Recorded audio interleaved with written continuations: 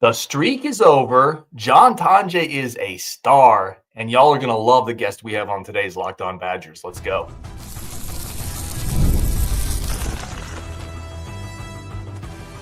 You are Locked On Badgers, your daily podcast on the Wisconsin Badgers. Part of the Locked On Podcast Network, your team every day. What is going on, Badger fans? Welcome to Locked On Badgers, your team every single day. Part of the Locked On Podcast Network. I'm your host, Ryan Herrings, as always. Really do appreciate every single person tuning in. The Badgers coming off a big-time win against Illinois at home. They break that streak. They continue the momentum, and we are going to break it all down on the reaction show. Returning to the show, hasn't been here for a minute because he is busy. He's got his life. We got Coach Gauthier jumping on the show, fresh off watching the game. For those who haven't seen recently or new members of the community, Coach Gauthier coaches at IU Indy, Division I coach, assistant coach, really sharp. Can't wait to get his breakdown of this game. Coach, first of all, welcome back. This team is so good offensively. We haven't talked since the season started. Hey, Ryan, it's great to be back with you. Appreciate you having me on. Yeah, we were talking before the show. It was talk about, being stuck in a hotel room in Detroit on a Tuesday night. That was a lot of fun to watch this team. I mean, it's just every time, tonight was, you and I talked off air a little bit this week. I was with you. This game scared me going into it or whatever. And I mean, they just seem to get better each time out. It's amazing to watch. It's a lot of fun. Well, let's go to the good, the mid, the ugly, which we always do. I'm going to start with you on what is the good of your game here. The good, I would say, is just the offensive confidence to see this Badger team playing with. In the past we had talked about, and the community's talked about, Winter and Crowl would be hesitant to take that perimeter three when it was open and stuff. Now when they catch it on the perimeter and they have an open shot, they don't hesitate. It's going up. They're shooting it with confidence. I think Crowl was 3 for 3 from three.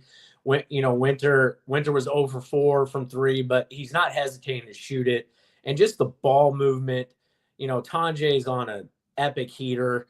Just the ball movement, the player movement, the way they're valuing the basketball, taking care of the ball. They had 17 assists to 10 turnovers. Just the offensive confidence that this Badger team's playing with. I mean, they're just hanging 90 on Big Ten opponents that have defensive philosophies and reputations like it's with ease. It's amazing to watch. Yeah, let's talk on Tonje for a second because I agree. The offensive confidence, and even when Winter misses shots, I love when he catches it in rhythm. He lets it go. I love the offensive confidence. But Tonje, you and I talked before the season about him, and we said the shooting's going to translate. I went back and watched our show, and we were like, yeah, the shooting's going to translate. I think he's going to fit in really nicely. He's going to be a good complementary piece. We missed on his ability to get in the paint and his ability to manipulate defenses. He's been incredible, man. Have you seen a guy like this that's taken that jump from the junior to senior year? Well, who does this remind you of maybe? I mean, it is, there's been talk, you got a couple of guests recently and stuff, comparing him and Johnny Davis are different players, but the way Tonje's playing offensively now, you and I talked about, we thought he was going to be a great 3-and-D guy, catch and shoot, space the floor or whatever, but he's attacking the rim. I mean, he went 9 for 15 from the floor today. He only shot 5 threes. He was 3 for 5, and he got to the foul line 12 more times again tonight.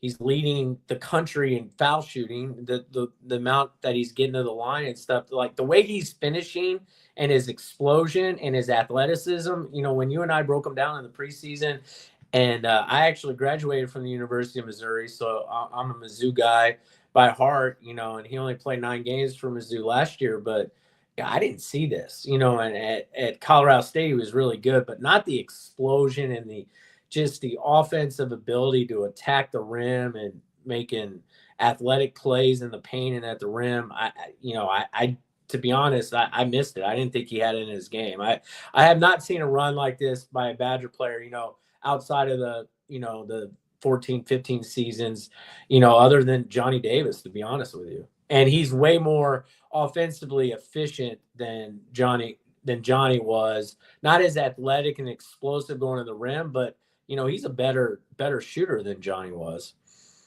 Yeah, for sure. I'm going to go with my good on this one because Tonje is it in a way, but I'm also going to go with Crowl. If you remember back to that first Illinois game, you and I talked, I don't know if you remember this, after that game, I was on the road. We were talking on the phone about Crowl, who didn't grab a rebound in that first Illinois game. And we were just like, how?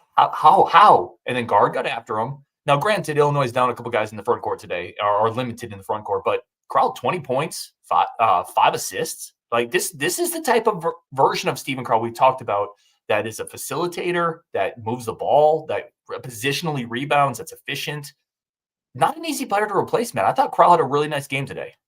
Yeah, I was gonna go there with you because I figured, obviously Tonje's the the star, the player of the game, or whatever. But I thought Crowl, 7 for 10 from the field, 3 for 3 from 3. But he had 7 boards tonight, and the Badgers are actually +5 on the boards, overall for the game. Which what would that first meeting they were something like -19, yeah. I think, in the rebounding margin. We talked about how Crowl didn't have 0, and I'll give you credit, Ryan. You've been a staunch supporter for Crowl this whole time. I agree with you. I know Badger fans tend to have a love-hate relationship with him and stuff. But, they said it on the broadcast tonight, and I guess I didn't realize it until I heard it, but he's played in 142 games for the Badgers. And, he is going to be – I'm telling you, Badger fans you're going to miss him when he's gone because, like you said, he is just a solid – big-time player that shows up. He goes in his lulls and stuff, but you can't find players with that height and ability to bang in the Big Ten, for 142 games that he's done and the production he's given. You just can't find production like that, and he's going to be hard to replace. He's been, since that Illinois game, and he got called out by guard and the staff, and he's been solid. Even, when he doesn't score big, he's been good defensively and grabbing rebounds, and that's why they've gone on this run, just the way he's been playing. I don't know if there's too much bad to get into tonight because this is a big game, and Illinois is a good team, a lot of firepower. But what would be like your mid? What is something you saw this game that still made you kind of say, ugh? Yeah, I know this is going to be nitpicking, considering coming off a 21-point win. But I would just say the perimeter defense, especially guarding the 3-point line, especially at the end of the first half when they had that 13-point lead with about 5 minutes left in the first half. And they ended up giving, down that last 5 minutes when Illinois cut it to 6 at the break. They gave up 3 perimeter threes, and 2 of them were on miscommunication on perimeter ball screens. And that continues to kind of be an issue with this team. Is there seems to be miscommunication on a perimeter ball screen, whether they're switching or not. And it happened on the 3 occasions I'm talking about. It was all different people. One time it was Klesmit and McGee got caught up on one, and then later it was Winter and Tonje got caught up on one, and I forgot, but it was a different combination. So it's just a common theme, and that kind of let Illinois creep back into the game right before the break. And that's something they just need to clean up. I know it's nitpicking and a 21-point win, but, just the perimeter defense in general with miscommunication and allowing, open catch and shoot threes on the perimeter. Yeah, and that feels like a bit of a frustrating point given how veteran this team is. And, this staff is stressing that. Great guards, the coach to stress that. And you have Tonje, who's a 5th-year guy. Crowell's a veteran. Winter's Winter's 2nd year, but there's a lot of McGee, Klesmit. There's a lot of veteran pieces on this team, man. And it feels like – I want to get into this in the next segment because we have to take a break. It feels like it's really hard to be good at offense and defense, right? It feels like now that you've cranked up the offense, you can't maintain that level of intensity on defense. I want to ask you about that coming out of the break. And does that limit this team's ceiling, in your opinion? That's coming up next on Locked On Badgers. Great guest. Stoked to have Coach here. Coming up next, Locked On Badgers. First, a quick break for our friends of the show over at Intuit TurboTax. Listen, we all got to do taxes. You might as well go with the pros for this. Intuit TurboTax. This is a message from our great sponsors. Taxes, you can be dealing with piles of paperwork and frustrating forms, waiting and wondering and worrying if you're going to get any money back. Now taxes are easy. Uploading your forms to the TurboTax expert who's matched to your unique tax situation, an expert who's backed by the latest technology, which cross-checks millions of data points for 100% accuracy. While they work on your taxes, you get real-time updates like on your phone, so you know exactly what's happening.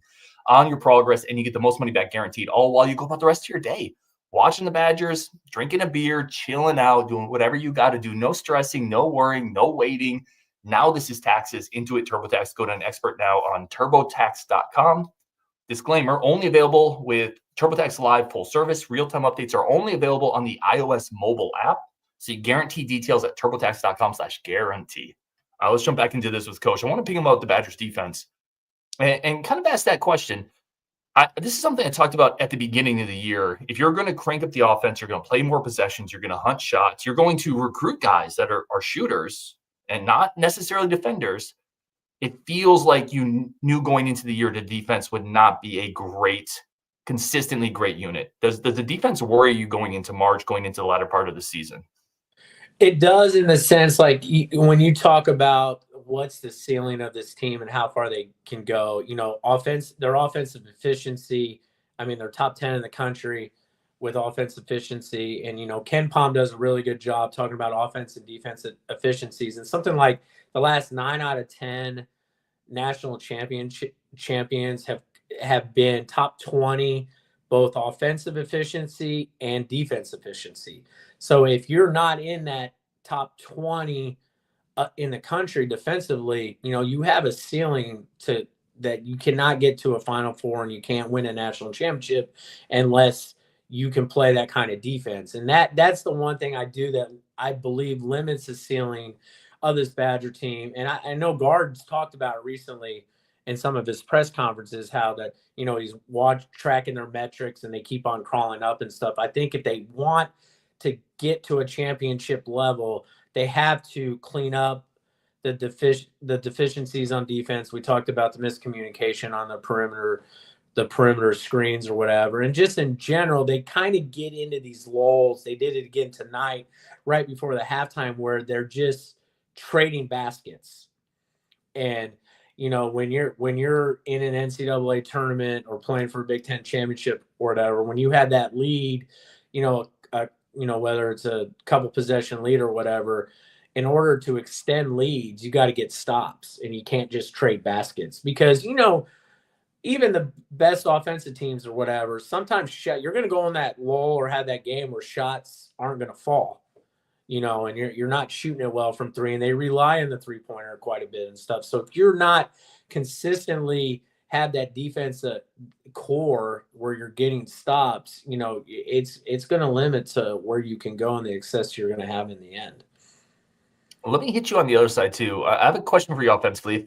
It feels like at times this team gets, and it's a very tough balance, because you want this team, you mentioned in the first segment, which I thought was a great point. You want this team hunting their shots, being confident, shooting in rhythm. That's part of this offense. Quick shots, open shots, push the ball, find mismatches. There are times it feels like they fall back on that a little too much, in my opinion, where they don't swing the ball. Illinois, when you look at their defensive metrics, they go down considerably when you put them in action, when you get them in dribble handoffs, when you get them in pick and rolls.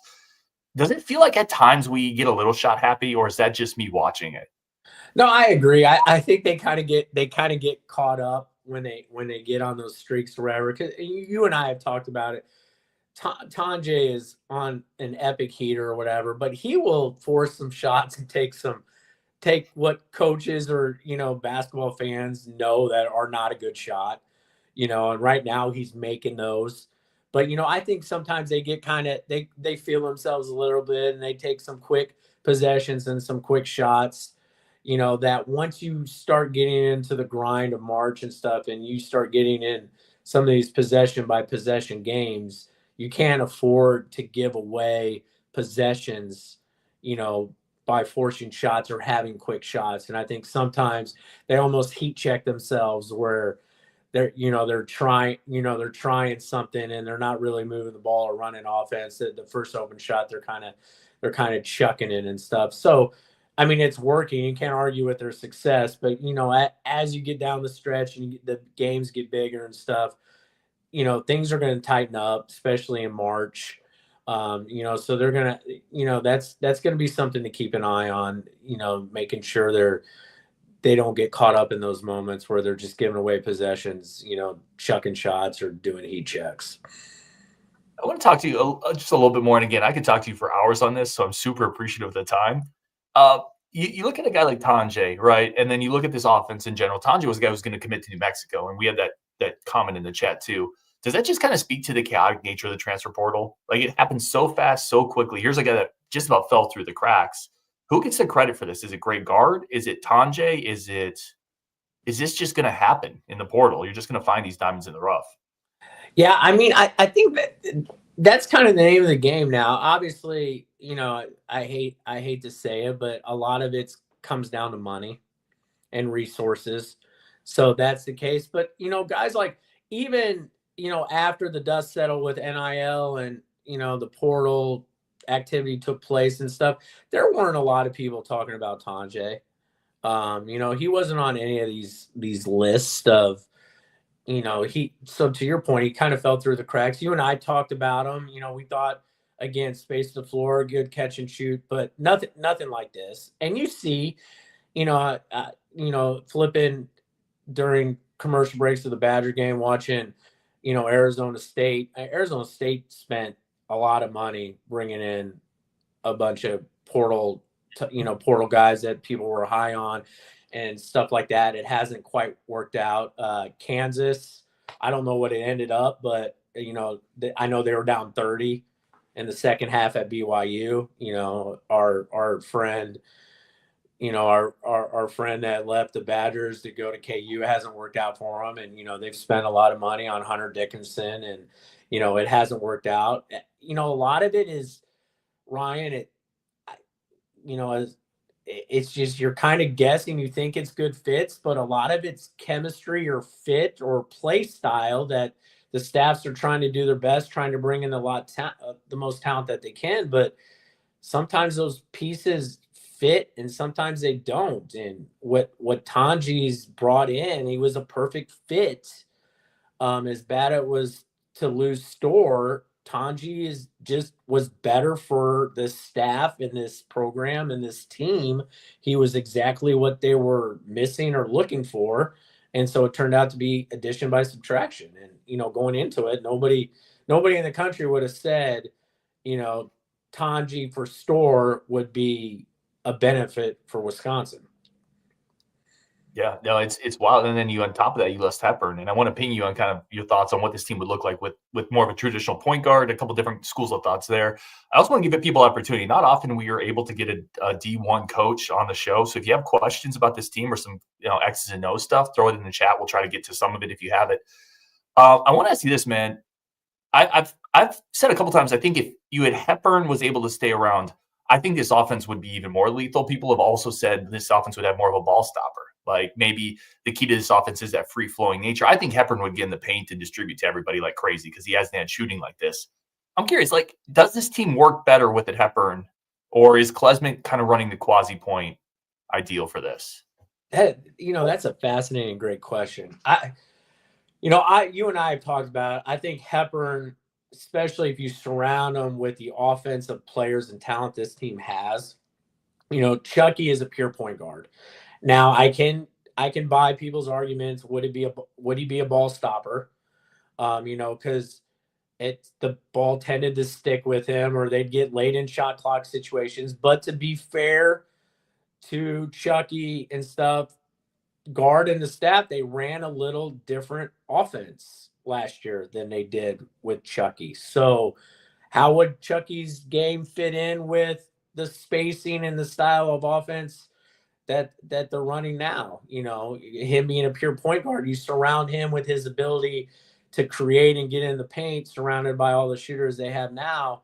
I think that could be, you know, a lethal combination. You know, so I don't think it's kind of hard or difficult or unfair to say, you know, maybe Chucky wouldn't have been as efficient or hurt this offense because he tended to be a ball stopper, but the offense was different. So, you know, I do think this team, now Klesmit's done an unbelievable job, but, you know, you and I have talked, and I'm under the belief that I think teams need a pure point guard, especially when you get in those possession by possession games. But, you know, the one thing the Badgers have, and the reason why you and I have been clamoring for him to get more minutes, is I think Kamari is a point guard, a true point guard. So if the Badgers get caught in that, Klesmit's been doing a really good job, but he's more of a combo. But I do think they have a Kamari who is more of a pure point guard type, but it is kind of scary to think if you imagine Hepburn with the shooting that's surrounding this team right now, because he didn't play with shooters like this team has this season. Well, I can see both points of it, and you did a really good job of kind of pointing out that it's a tough question to answer. I just look at a Hepburn at points where we were begging for him to shoot a little bit more. Like there were games where he barely shot, and I just feel you surround him with this much shooting, he's going to snake into the paint. He's going to make it impossible to collapse on him. He's going to kick it out to guys. And I think he gives you a little bit more of a rugged on-ball defender when he was engaged, because we both talked about there were moments he wasn't that defensively. But I think on this team, he would have been more engaged. But that's impossible to say, and certainly this team is rolling without it. And to be fair, sorry to interrupt, Ryan, but to be fair, I mean, Hepburn, what his numbers and what he's doing at Louisville, and they're a really good team. So he's putting up numbers, but numbers are one thing, but I'm about wins and losses, and what Louisville's doing this year under new staff and stuff. I think Hepburn has a lot to do with it, but it's a fascinating argument. I can see both sides of it. Yeah, it's a really good one. We're going to take a quick break, come back. We're going to talk about the depth on this team. Carter Gilmore, we mentioned Kamari McGee, some of the extra pieces, Jack Janicki, the last couple games, really nice pieces here. That's coming up next, Locked On Badgers, to talk about the depth and the ultimate ceiling of this team with Coach Gauthier. And again, as always, thank you for tuning into the show. We got Coach here and really excited to do it. Let's talk about the depth of this team. I think that's one of the biggest revelations from this year to the last couple of years, and it's the development of a Carter Gilmore. It's the ability of a Jack Janicki to play. It's Kamari McGee developing. This team is legitimately 8-9 deep if you count Xavier Amos, which we certainly hasn't played up to the level that we thought he maybe would be, but as a useful rotational player. What happened here? Because it's almost hard to track the fact that Carter Gilmore has become what he has, Kamari McGee has become what he has, Jack Janicki's become what he has. They've developed a crazy amount of depth, and the coaching staff needs a lot of credit for that. You hit the nail on the head. You took the words out of my mouth. I think the staff deserves an incredible amount of credit for it, because when you talk about the individuals you brought up with Carter and Kamari and even Winter's development, it's a player development. Right. I mean, Janicki, the fine. Now, he had some offers to play at some really good basketball schools. But, the way he stepped in at Purdue in those circumstances after Kamari McGee gets kicked out of the game on what I think is absolutely absurd, a basketball play. But, I give the staff credit because, that development, Kamari 2 years ago, I said I didn't think he was a Division I player. And now I'm saying he should be getting more minutes, and credit to those players because they're putting in the time and the effort. But the staff as a whole, if you look at it, I mean, you could even argue Blackwell's development. He's getting better, and Crowl has gotten better every year. I think the staff just, they deserve a ton of credit for the development and what Carter Gilmore has done and the role he's playing on this team and the confidence he's playing with. I mean, like you said, the depth on this team is the difference. And where the Badgers not having that swoon in February and late January that they had last year is because they had that depth. To your point, I know you were talking about after the Purdue game, you lose Kamari early in a game and Janicki has that game, and then Gilmore comes in and Amos gave you minutes. And down the stretch, I think Rajiv might have brought it up. But they sat Tonje from like the 10-minute mark to the 5-minute mark when they had an 8-point lead at Purdue. And that lead stayed where it was. And they were able to rest Tonje for 5 minutes in a critical Big Ten road game. And then he was fresh down the stretch and, they pulled it out. There's no way they would be able to do something like that last year. They just didn't have that depth. And to be able to sit key guys like that and steal minutes like that down the stretch in a big road game, I mean, it's so invaluable. Well, and I was talking to somebody during this game. We were chatting back and forth, and I think it was Rajiv, actually. And he was talking about, this defense frustrates me a little bit. We just can't string together enough stops.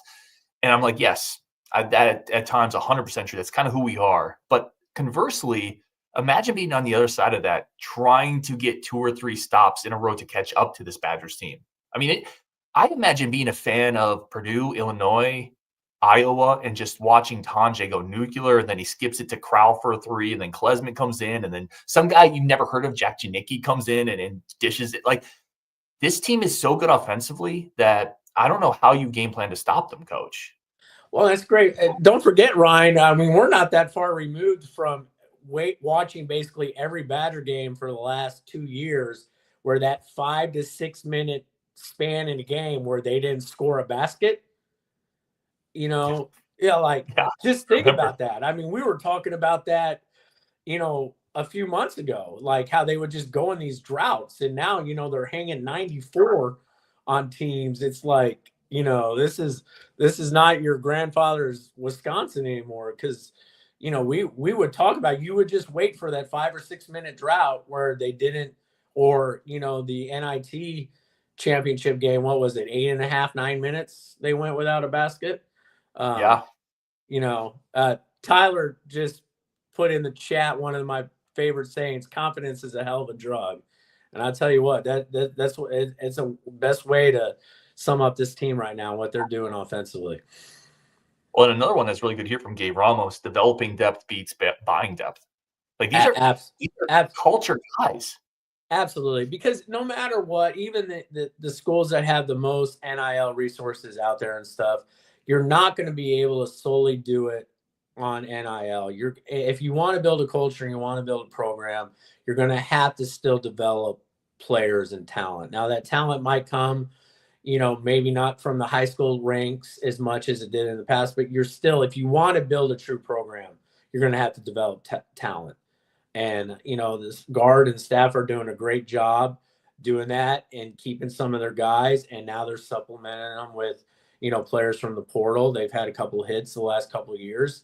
And, there's not a magical pill or formula to build a program in today's NIL world and the changing dynamics of it. But when it's all said and done, you're still going to have some form of development if you want to build a year-to-year consistent program. You're going to have to be able to develop players.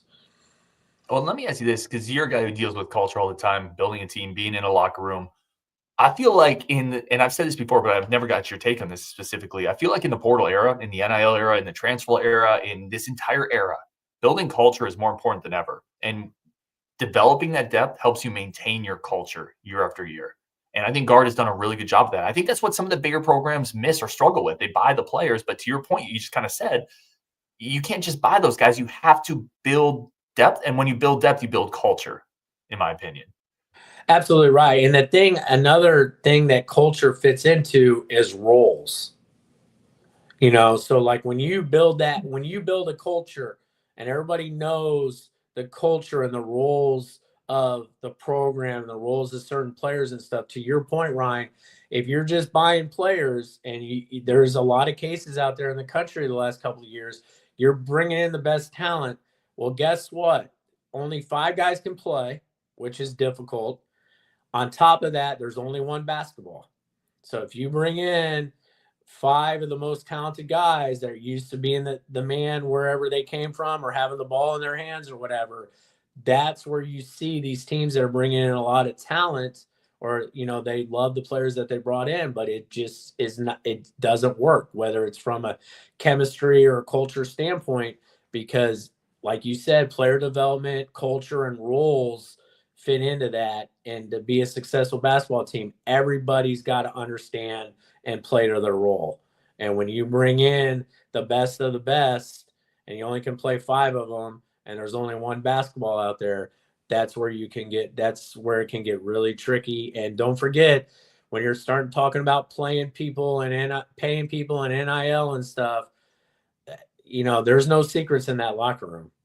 And, that's a whole nother dynamic that you got to take into account in today's basketball world when you're building a team, building a culture. That there's no secrets in that locker room, and it can cause a lot of issues, a lot of jealousy, or issues that, people don't necessarily think about. Yeah, Jay says, boys, this is the top 10 team, currently the highest rated Big Ten team. It's freaking incredible. Enjoy it. I love it. Let me ask you a couple more quick questions, then get you out of here because I absolutely want to be respectful of your time, man. What's your thought? So Klesmit this year shot pretty consistently about 30%, 28, 29% from three on a lot of volume. Teams consistently close out on him. Teams still treat him like a shooter for the most part. He helps space the floor. I'm very curious on your take on Klesmit's season up to this point. We've talked a little bit about McGee. Probably needs a few more of those minutes potentially. Like he's a guy who's played really efficiently. Where are you at in Klesmit up to this point this year? So, Klesmit hasn't shot it well, and I get frustrated in a sense with his shot selection at times or trying to force it because he's trying to do his best, and he's frustrated because he's been a career high mid-30s shooter throughout his career, and it's just not happening for him this year. But I'll tell you what, if we get the Klesmit we've seen the past couple of days, like Purdue, where down the stretch where he had the ball in his hands late in the shot clock in the past, he would kind of play with the ball and hoist up off one leg runner or crazy fall away three or step back three. Well, against Purdue, he was dropping dimes at the end of the shot clock. He had 7 assists in that Purdue game, creating, getting in the paint, finding other players. I think that was why they held on and won that game. That's why they scored what they scored at Purdue. And then tonight, if you look at his line, he only took 3 shots, 2 for 3, 1 for 2 from 3. Now he only had 1 assist, but he had 0. He had 1 assist, 1 turnover, but he wasn't forcing shots. And I think if we can get that Klesmit, because he's a winner, and when it's all said and done, Ryan went down the stretch. There's certain guys that thrive in that moment, and there's certain guys that the moment's too big. The one thing I will give Max credit for is the moment never seems too big for him. But if he can find that balance of ball in his hands instead of forcing that shot and creating for somebody else or finding a back cut or finding the open guy like he's done the past couple of games, I think he could really add another dimension to this team if he doesn't find his shot. Question here really quick. This is somebody texted me this actually during a break. I'm curious your take on this. Do you see with the heater Tonje started to go on, he had the 30-plus Purdue, was great tonight. Do teams start to point their defense a little bit more to him, maybe play a little more ball denial, maybe blitz him a little more off action and just say, you know what, Blackwell, you're going to have to beat us a little bit more. Crowl, Winter. Do you see that as an adjustment teams start to make with Tonje? I do, but to your point earlier in talking about Tonje, the ability of what he's been able to do off the bounce and getting to the free throw line, that he's more than a catch and shoot guy. So it's real. The way he's putting pressure on the defense, he's so savvy. And a lot of those fouls he's getting called, he actually is creating those fouls just with various, tricks and just being a veteran guy. So it's hard when a guy can do both and he can get to the foul line and he's not just a one-trick pony. It's hard to take him away. And like you said, with the way this team's built now, okay, you take him away. Like tonight, Blackwell did an unbelievable job attacking the rim and getting in the paint, not settling for jumpers, which if he does that, I mean, he's really a handful to guard. And we've talked about Klesmit, not forcing shots. So you can try to take Tonje out, but you got Winter, you got Crowl, you got Blackwell, you got Klesmit. And, Kamari's shooting 56% from 3. So, you can do that as a coaching staff, but this Badger team, we talk about the depth. This is where it's different. You can try to, take Tonje out, but you better be careful because they got other guys that can do some things. So it's harder to take the Badgers out of what they, taking one guy out, because they have a more well-rounded offensive team and their spacing is so much better than it has been the past couple of years offensively. Yeah, it's really well said. It's really a difference between this team and that Johnny Davis team, right? Where you could take Davis out, you could blitz him, you could do whatever you wanted to, and it just didn't really matter. On this team. And by the way, you can take Tonje out and he can still hit step back fadeaway threes because that's what he's doing right now. Absolutely. you can't guard that shot even if you are they are kind of trying to take some of that away from him, and he's still hitting NBA quality shots. And then even last year, teams could take Storr out or take one dimension of Storr's game away because they didn't have the other guys. Chucky wasn't in a place where he would take over a game, and Klesmit, it was strict. Like they just didn't have the other pieces. So teams could kind of take certain guys away from the Badgers, and this year it's a lot harder. Let me finish up on here, man, because again we're already past the time. Greg Linscomb, great friend of the show, says great to see Locked On Badgers. Have over 500 for a reaction show. Yeah, we got 500 people watching right now, Coach. Obviously, great guest. We've been getting close to 8,000 subs, so I'd never ask for subs because honestly, you guys are already giving time. But if you want to drop a sub on this, get us over 8,000, which would be incredible. Coach, this was a question for you. I want to throw it your way. A couple people asked a similar version of this, but what's a bad matchup for this team? So you guys have hit on it the past couple of shows recently. The big athletic teams, aka Michigan. I would love to see the Badgers go up against Michigan right now to see if that matchup's any different. But Ryan, you've talked about it with Rajiv and some other guests lately. I do think the big physical athletic teams still worry me or give me pause with this Badger team because of the defense of limitations that they have. Size and length, both from a perimeter standpoint and an interior standpoint, which Michigan can throw at you, does scare me and give this team problems. Typically the Badgers, if a team's one-dimensional, they can do it, but teams that can do that big on big screening action and force the Badgers into switches that they don't want to do. That's what Michigan did. They went to the big screen, especially in the middle of the floor, the middle ball screens. That's kind of been an issue for Wisconsin teams for the last 5 to 10 years, is guarding the middle ball screen action in the middle of the floor. It's those teams that give me, and Ron, you've talked about this too, just pure athleticism on the perimeter. I do think defensively the Badgers do have limitations on containing dribble penetration. Mm-hmm. So I think really quick athletic guards on the perimeter. If I know this team's different than last year, but JMU, if you look at that game, they had no chance just because they could not keep any of those athletes from JMU in front of them, and it was just constant penetration downhill. If you give up perimeter penetration downhill, you have no, defensively as a coach, you have no answers for that because you're forced into rotations, you're helping uphill. It's just a nightmare. So that does still give me pause from a defensive standpoint for the Badgers for future opponents. Yeah, I think that's really well said, because if you're letting people in the paint, then the defensive limitations of Crowl really stand out. Because I actually think situationally, like if you just have him try to guard positionally in the post, he's okay. He's not great. He's not Mutombo.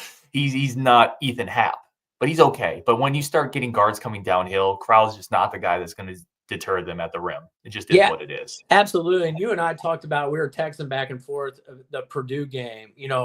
I was getting frustrated because Braden, first of all, Smith is an elite point guard in the country, but he was able to get dribble penetration all game long against the Badgers, and he was sucking in the help, which I said they should have just stuck, on the perimeter. You're right. Purdue missed a ton of wide open threes because of the penetration that Smith got. If half of those threes go down, I think it's a little different story.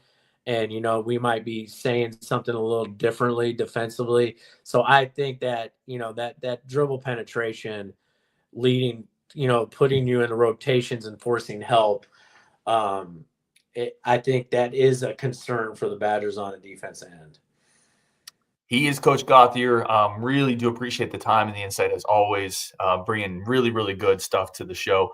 Charlie says we hit 8,000 subs. So I don't know if that's true or not, but if it is, it's amazing. Probably because Coach Gauthier is here. So I give him all the credit in the world for that. go Jags, because that is his team. And then on Wisconsin, appreciate everybody tuning in as always. When you're done, go check out the Locked On Big Ten show. All the newest, the big conference news stories are going to be over on that channel. So go check that out when you're done here. On Wisconsin, this Badgers team just keeps rolling, and we will talk later.